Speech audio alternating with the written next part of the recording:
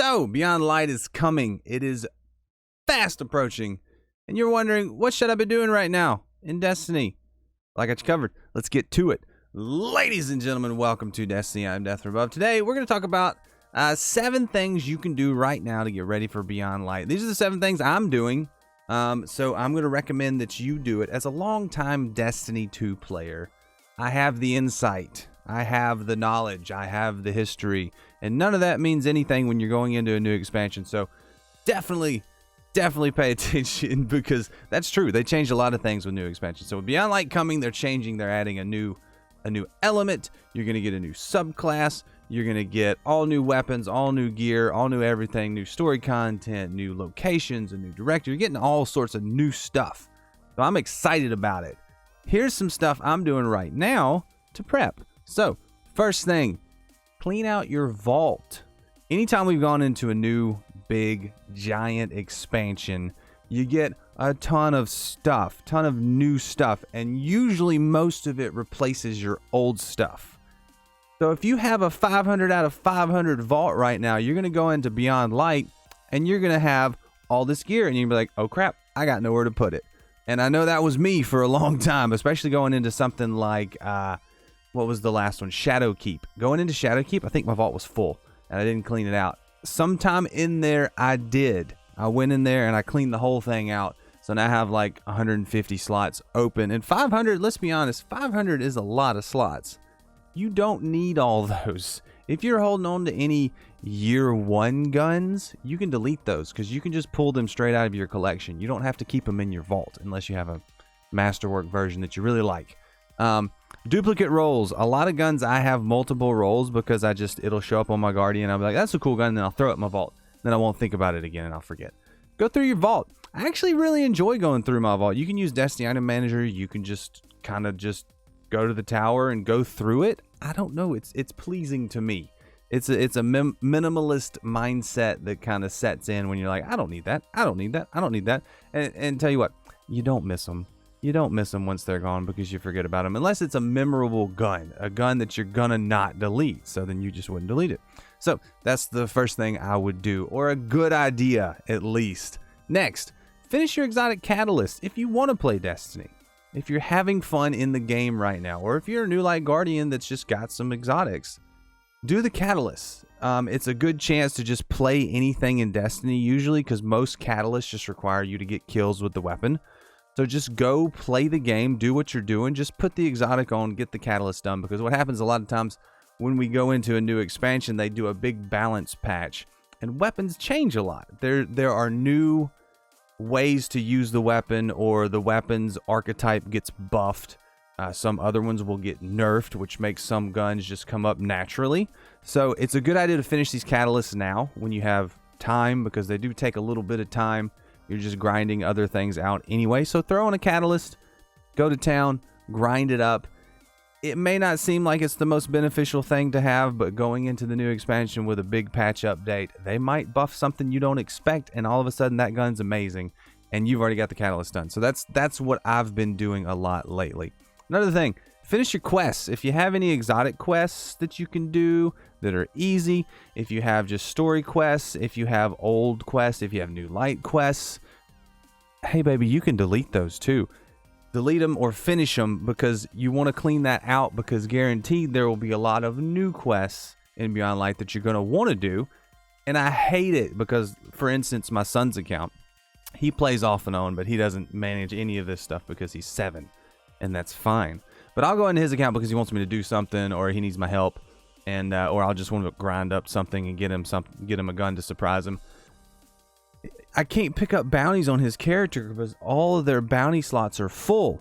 Like, I can't do anything. I have to delete things, and then I'm going through deleting quests. I'm like, he might want to do that quest later. So it's a tough thing on his account when I'm trying to decide what to delete. But if you have quests that you need to finish, if you have bounties that are just hanging out. Now, if you're stacking bounties, that's a different thing. We'll get to that in a second. But, you know, finish your quests, finish your bounties that are hanging out. Obviously, the bounties will self-delete if you don't finish them within a certain amount of time. But your quests, they take up some space. You might want to fix that. Next, stacking bounties.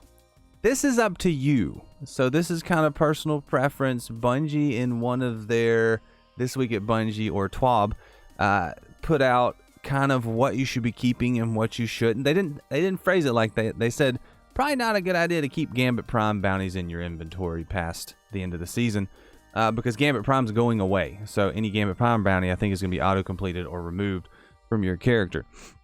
It said don't stack those. But if you want to stack big experience bounties to get a jump on your season pass for next season, or to give your Guardian a big boost to experience, who knows, there may be new systems they put in place that's useful for. So it might be a good idea to stack bounties. I personally, I'm on the fence about this. I've got some Iron Banner bounties I'm going to keep on my Warlock. I've got a few other bounties I'm going to let sit.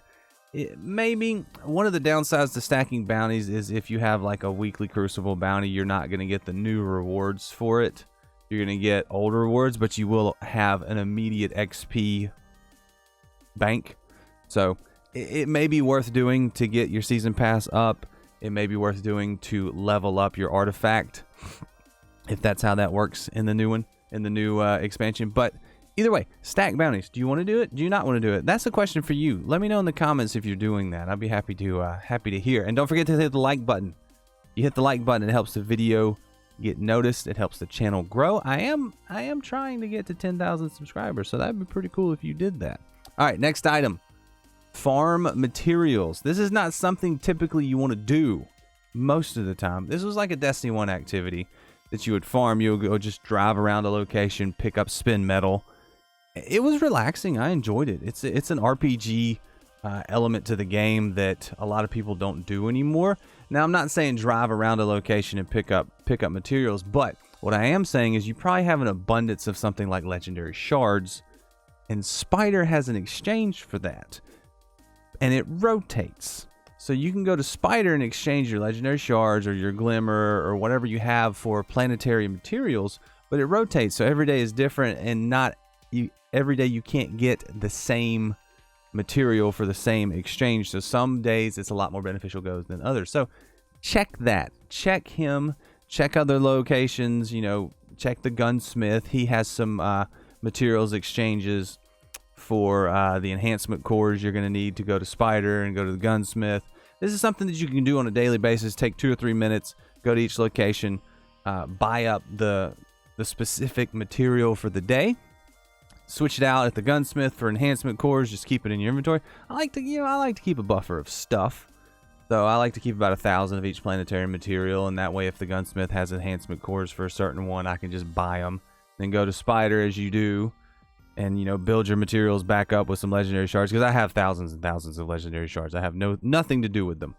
So that's that's probably a really good idea, and especially with about 2 weeks left before Beyond Light, if you go now and start doing it, you can have plenty of everything by the time Beyond Light gets here. Because if Beyond Light gets here and you're out of a material, Spider may not be selling it that day, and you might be screwed. So think about it. Just think about it. Next, organize your shaders.